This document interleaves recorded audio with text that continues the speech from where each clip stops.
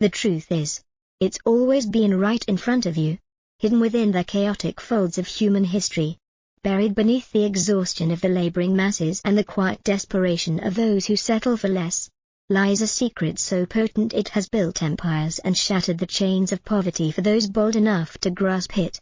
It is not a secret of complex mathematics or inherited nobility, but a fundamental law of the universe that dictates who shall rise and who shall remain in the shadows. This is the story of a journey into the very engine of human achievement, a journey that began when a young, inquisitive journalist named Napoleon Hill sat across from the most powerful man on earth at the time, the steel magnate Andrew Carnegie. Carnegie, a man who had transformed himself from a penniless Scottish immigrant into a titan of industry, looked into the eyes of the young writer and saw not just a reporter, but a vessel for a philosophy that could liberate the world. He challenged Hill to devote 20 years of his life to interviewing the world's most successful individuals to distill their greatness into a repeatable formula. What followed was a decades-long odyssey into the minds of giants like Thomas Edison, Henry Ford, and Alexander Graham Bell, men who did not merely work hard, but who thought in a way that commanded reality to bend to their will. The narrative of success begins with a man named Edwin C. Barnes, who arrived at the laboratory of the great inventor Thomas Edison looking less like a business partner and more like a common tramp. Barnes had no money, no connections, and no formal invitation. But he possessed something far more valuable, a definite chief aim. He did not go to Orange, New Jersey, to work for Edison, he went to work with him. While the world saw a dusty, penniless wanderer, Barnes saw himself as the future associate of the greatest inventor of the age. This was not a passing whim or a hopeful wish, it was a burning desire that consumed his entire being. He stood before Edison, and although the inventor saw the ragged clothes, he also saw something in the intensity of the young man's gaze that could not be denied. Edison gave him a job, a menial one, cleaning floors and performing tasks that most would find beneath their dignity. Months passed, then years, and to the casual observer, Barnes was just another cog in the machine. But internally, Barnes was stoking the furnace of his ambition. He was waiting for his opportunity. And when it finally appeared, it did not arrive in a flash of lightning or with a fanfare of trumpets. It came disguised as a failure, a new invention called the Edison dictating machine that the regular sales force believed could not be sold. Barnes saw the opening that others missed. He stepped forward and declared he could sell the machine. And he did so with such ferocity and success that he eventually earned a contract to distribute the device across the entire nation. He had thought himself into a partnership with Edison. He had no plan B. He had burned his bridges behind him, ensuring that he must either succeed or perish. This story reveals the psychological machinery of the first principle, desire. Most people fail because they have a hope or a wish. But Barnes had a burning desire, which is a state of mind that becomes an obsession, followed by planning definite ways and means to reach the goal, and then persisting with a tenacity that does not recognize the word impossible.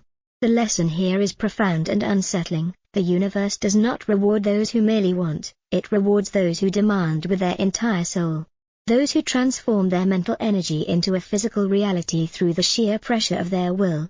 It is the realization that the mind is a magnet, attracting the resources, people, and circumstances that harmonize with its most dominant thoughts. As we delve deeper into the corridors of the mind, we encounter the story of Darby, a man who caught gold fever during the Great Gold Rush.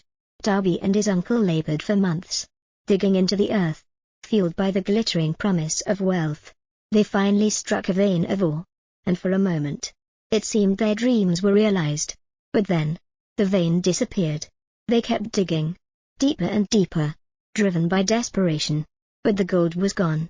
Exhausted and defeated, they sold their machinery to a junk man for a few $100s and took the train back home. The junk man, however, did not rely on luck. He called in a mining engineer to look at the strata of the earth. The engineer's calculations revealed that a vein of gold was located exactly 3 feet from where Darby had stopped digging. The junk man took millions of dollars from that mine because he knew enough to seek expert counsel before giving up. Darby learned a lesson that would later make him a titan in the insurance industry. that success often hides just behind the mask of temporary defeat. He realized that the most common cause of failure is the habit of quitting when one is overtaken by temporary failure. This leads us into the hauntingly beautiful and terrifying realm of the subconscious and the power of faith. Faith is the eternal elixir which gives life, power, and action to the impulse of thought. It is not a religious dogma in this context, but a state of mind which may be induced, or created, by affirmation or repeated instructions to the subconscious mind, through the principle of autosuggestion. Consider the story of Charles M. Schwab, who, through the power of a single speech and a colossal vision, convinced the most cynical financiers of his time to form the United States Steel Corporation. He did not use force, he used the infectious power of a visualized future. He saw the merger before it existed. He felt the reality of the corporation before a single document was signed. This is the alchemy of the mind, taking an intangible impulse of thought and transmuting it into its physical counterpart. The analysis of these events suggests that our subconscious mind is like a garden. It does not care what seeds you plant. If you plant the seeds of fear, doubt, and poverty, it will faithfully reproduce a harvest of misery. But if you plant the seeds of faith and success, and water them with the persistence of your conscious will, the harvest will be abundance. Yet, faith alone is a ghost without a body. To give it form, one must employ autosuggestion, the bridge between the conscious mind where thoughts are formed and the subconscious mind where action is triggered. It is the process of feeding the mind. Every day, the world bombards us with suggestions of failure, news of disaster, and the whispers of our own insecurities. To combat this, the successful individual must become a gatekeeper, sternly refusing entry to any thought that does not serve their ultimate purpose. They must stand before the mirror of their own soul and repeat their goals until they are no longer just words, but a living, breathing part of their identity. This is the psychological foundation upon which the great fortunes of the world were built. It is the understanding that we are the masters of our earthly destiny because we are, first and foremost, the masters of our thoughts. When we control the mental images we hold, we control the vibration of our very being. And the world has no choice but to respond in kind. We see this played out in the life of Arthur Nash, a tailor who operated a small clothing factory. When faced with the brink of bankruptcy and a strike by his workers, he decided to apply a radical thought experiment. He would treat his workers exactly as he would want to be treated. He adopted a golden rule policy, not out of a sense of soft sentimentality, but as a deliberate mental shift in how he viewed his business. He shared the vision of prosperity with his employees, treating their minds as extensions of his own. The result was a miraculous turnaround that saw his business grow into a multi-million-dollar enterprise. This was not magic, it was the application of specialized knowledge combined with a shift in mental frequency. Nash didn't just know how to make suits, he learned the specialized knowledge of human psychology and the law of cause and effect. He understood that general knowledge, no matter how great in quantity or variety, is of but little use in the accumulation of money. Knowledge only becomes power when it is organized into a definite plan of action and directed to a definite end. The narrative then shifts to the mysterious power of imagination, the workshop of the mind where all plans are created. There are two forms of imagination, the synthetic, which rearranges old ideas into new combinations, and the creative, which taps into the infinite intelligence to receive flashes of inspiration and new ideas. Consider the story of the man who discovered the secret formula for Coca-Cola. It wasn't just a recipe in a bottle, it was an idea that was wedded to imagination.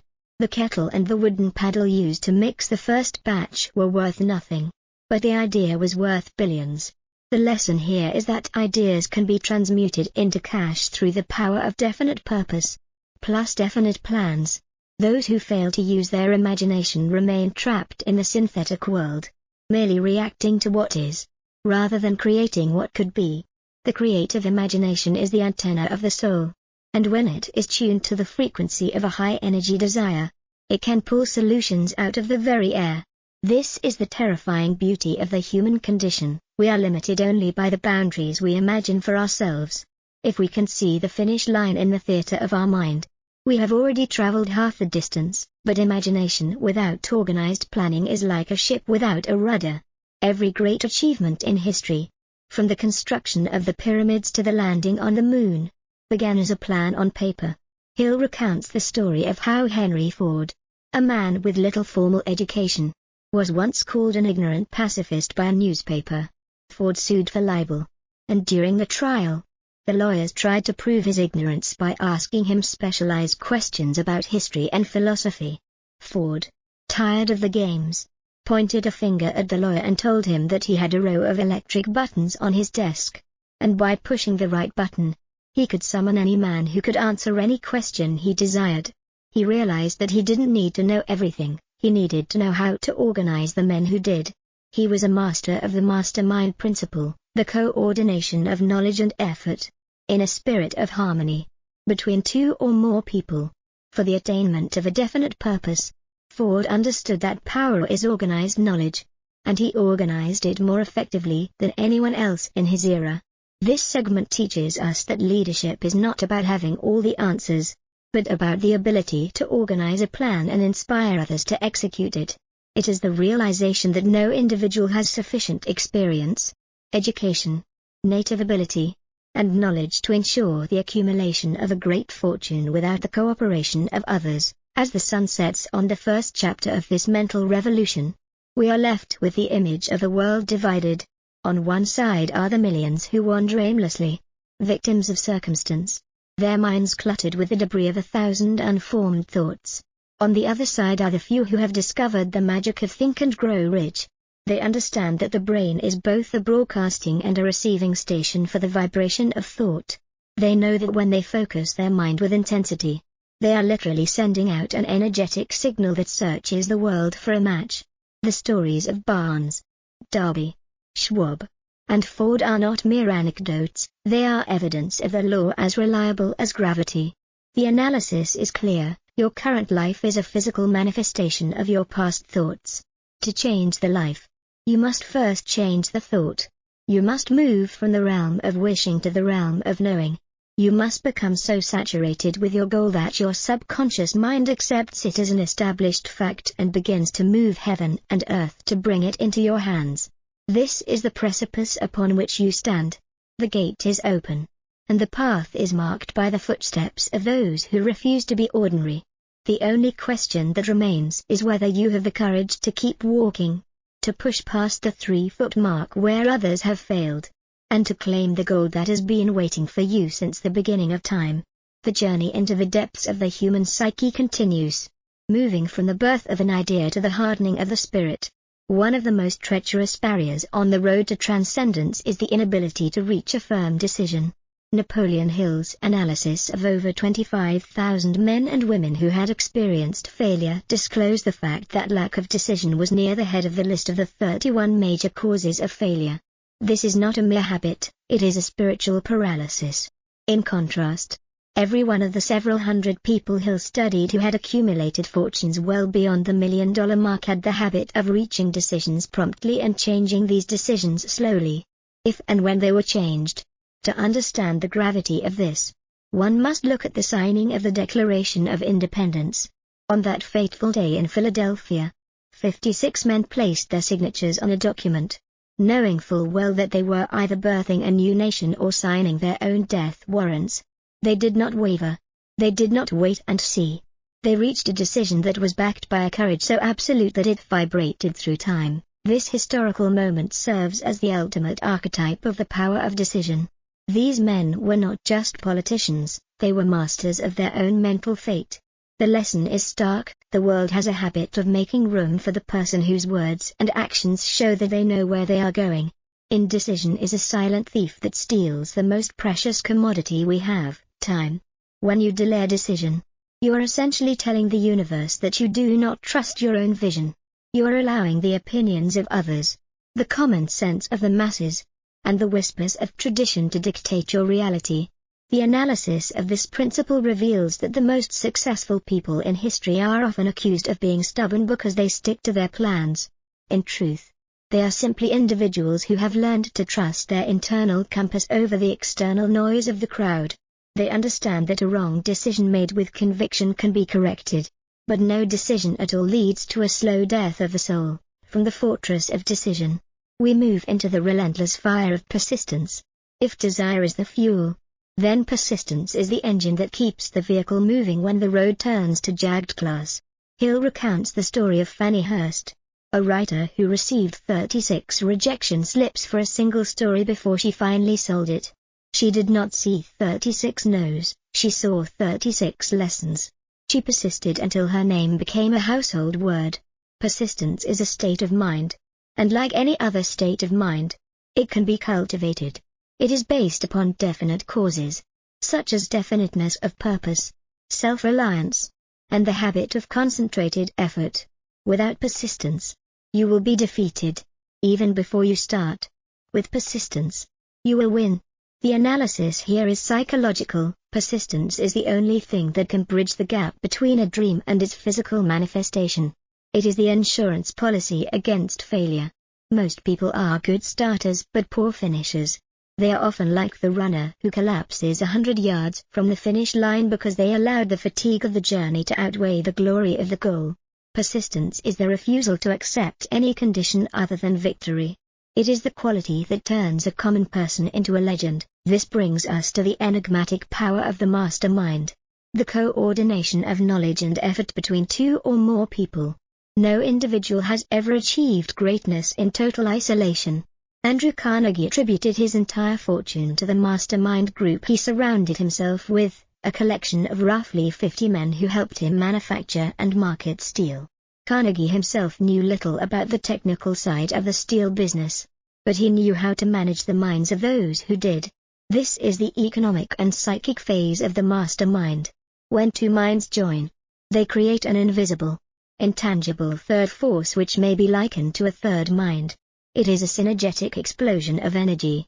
Think of the Wright brothers, two bicycle mechanics who, through the alignment of their minds, solved the mystery of flight that had baffled scientists for centuries. They didn't just share tools, they shared a frequency. The lesson learned is that your environment is the most powerful influence in your life. If you surround yourself with energy vampires who doubt your vision, you will eventually bleed out. But if you form a mastermind with those who challenge and inspire you, your power becomes exponential. You are no longer limited by your own perspective, you have access to a collective consciousness that can navigate any obstacle. As the narrative intensifies, we enter the most provocative and misunderstood chapter of the human experience, the mystery of sex transmutation. Hill posits that the desire for sex is the most powerful of human desires. When harnessed and redirected, this massive creative energy can be transmuted into a driving force for genius and achievement. It is the X factor that distinguishes the leader from the follower. The great leaders of history, Napoleon Bonaparte, Abraham Lincoln, Albert Hubbard, were all men of highly developed sex nature. They did not dissipate this energy, they channeled it into their work, their speeches, and their visions. This is not about repression, but about elevation. It is the act of shifting the mind from thoughts of physical expression to thoughts of some other creative effort. The analysis suggests that the human body is a battery, and sexual energy is the most potent charge it can carry. When a person learns to redirect this charge toward a definite chief aim, they develop a magnetic personality and a level of creative persistence that is superhuman. This is the secret of the vibration of thought. A mind stimulated by this energy vibrates at a higher frequency, allowing it to tap into the infinite intelligence and receive ideas that the average person could never conceive. It is the ultimate form of self-mastery, the alchemy of turning biological impulse into historical legacy. This high-frequency vibration leads directly into the realm of the subconscious mind, the connecting link between the finite mind of man and infinite intelligence. The subconscious is the intermediary through which the prayer of a desire is transmitted to the source of all power. It never sleeps. It works 24 hours a day, taking the impulses of thought you feed it and translating them into their physical equivalent. But there is a catch: the subconscious does not distinguish between positive and negative impulses. It will work just as hard to bring you poverty and misery if those are the thoughts you hold in your conscious mind. This is why the control of the 7 major positive emotions, desire, faith, love, sex, enthusiasm, romance, and hope, is vital. Conversely, one must ruthlessly eliminate the 7 major negative emotions: fear, jealousy, hatred, revenge, greed, superstition, and anger. The lesson is that your subconscious is a high-speed processor that executes the code you write.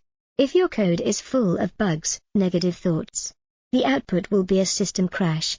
You must become a master programmer of your own soul, ensuring that every thought impulse that reaches the subconscious is one of power, abundance, and victory. Moving even deeper into the architecture of the mind, we encounter the brain, a broadcasting and receiving station for thought. Just as a radio captures invisible waves from the air, the human brain captures the vibrations of thought released by other brains. This is how hunches and flashes of inspiration occur. When a mastermind group is in session, the broadcasting power of each brain is increased, creating a thought pool that anyone in the group can draw from. This is the secret behind the rapid innovation of the industrial age. It wasn't just individual genius, it was a collective vibration that pulled the future into the present. The analysis here is scientific in its implications. We are living in a sea of thought vibrations. If you tune your brain to the frequency of failure, you will receive failure. If you tune it to the frequency of wealth, you will literally attract the ideas and people necessary to create it. This is not mysticism, it is the physics of the mind. Your brain is the most sophisticated technology in existence, and most people use it only to react to their surroundings rather than to broadcast their own reality. Finally, we reach the temple of the philosophy, the 6th sense. This is the apex of the pyramid, the point where the human mind connects with the divine. It is the internal monitor that warns of approaching dangers and notifies of opportunities.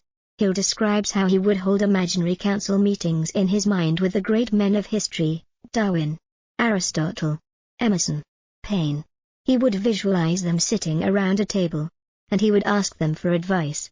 Over time, these imaginary characters became so real to him that they began to provide insights he could not have possibly known on his own. This is the manifestation of the creative imagination. The lesson is that when you have mastered the previous 12 principles, your mind becomes a finely tuned instrument capable of receiving direct knowledge from the source of all creation. You no longer have to guess, you know.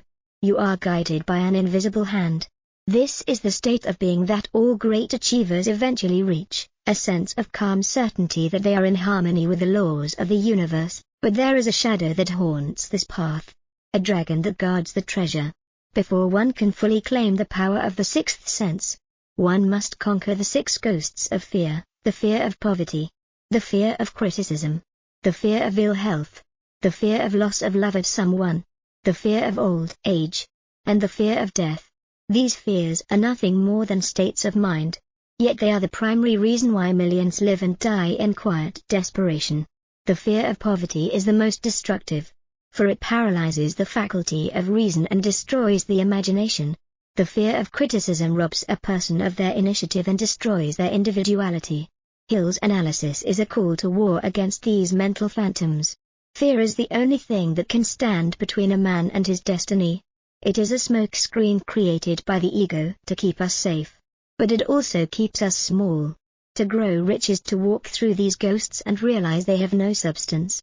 They are illusions that vanish the moment you turn the light of a definite purpose upon them. As the narrative of these principles unfolds, it becomes clear that we are not talking about a get-rich-quick scheme.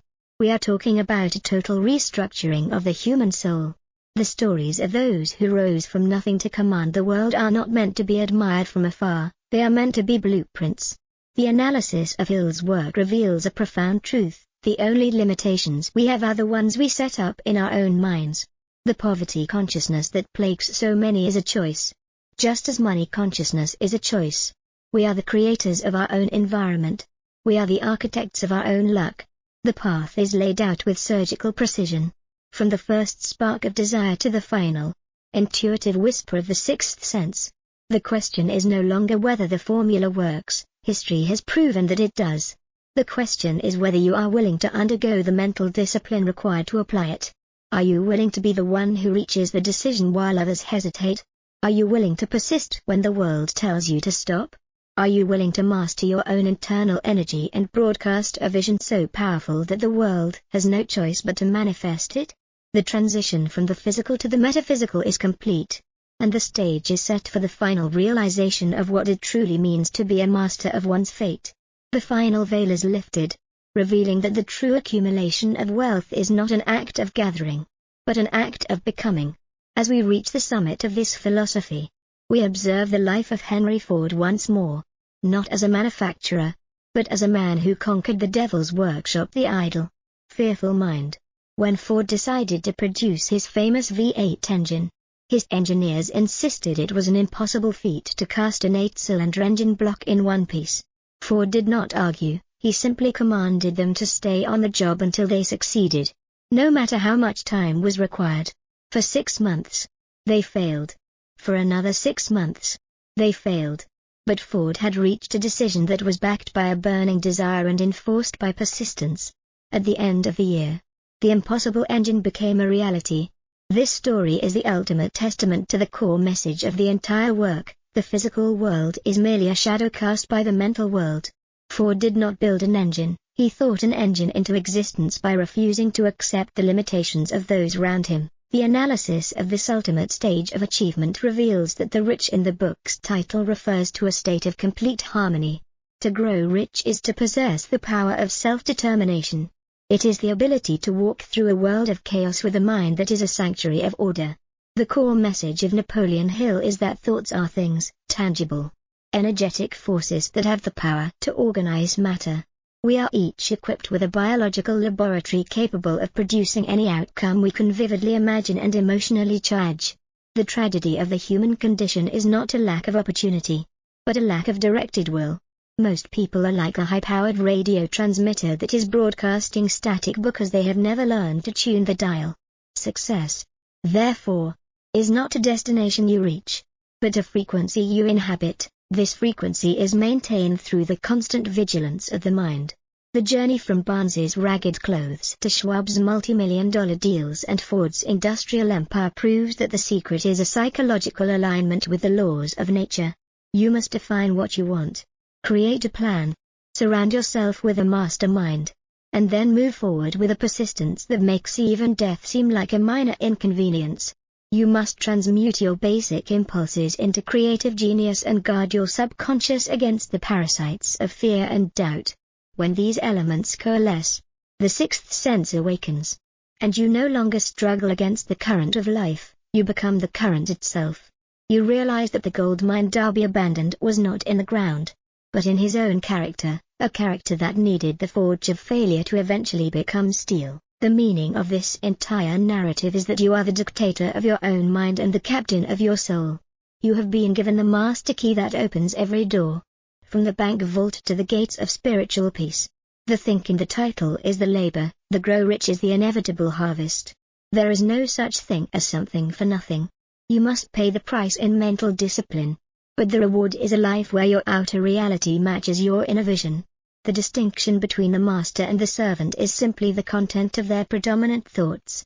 The world does not give you what you want, it reflects back to you who you are. The truth is that every person who has ever lived has had access to this power. But only those who refuse to settle for the crumbs of life ever bother to learn the language of the mind. You are standing at the end of the script, but at the beginning of your own empire. The laws of achievement are as fixed as the stars, and they are waiting for you to apply them. Whether you seek $1 billion or the quiet joy of a life well lived, the process remains the same. Start with a flame, feed it with faith, organize it with a plan, and protect it with persistence. The universe is a vast reservoir of untapped potential, waiting for a mind with enough clarity to give it a shape. The core message of Think and Grow Rich is that the mind is the only tool of creation. And when a man masters his internal world, the external world must inevitably surrender. One's only limitation is that which one sets up in one's own mind.